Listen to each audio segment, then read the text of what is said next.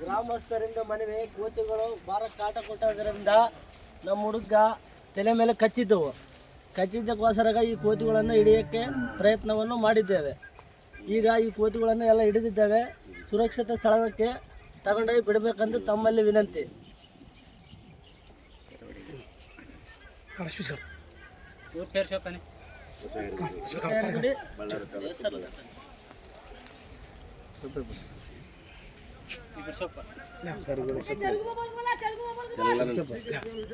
Hi friend, ನೋಡು ನಮಗೆ ಕರ್ಸವ್ರೆ ನಿಂದು ವಿಲೇಜು ಹೊಸರ್ಗುಡಿಗೆ ಬಳ್ಳಾರಿ ಜಿಲ್ಲಾ ತಾಲೂಕು ಕರ್ಸವ್ರೆ. ಯೂಟ್ಯೂಬ್ ಐತೆ ನಮ್ಮದು. ಯೂಟ್ಯೂಬ್ ಒಳಗೆ ನಂಬರ್ ನೋಡಿ ಫೋನ್ ಮಾಡವ್ರೆ.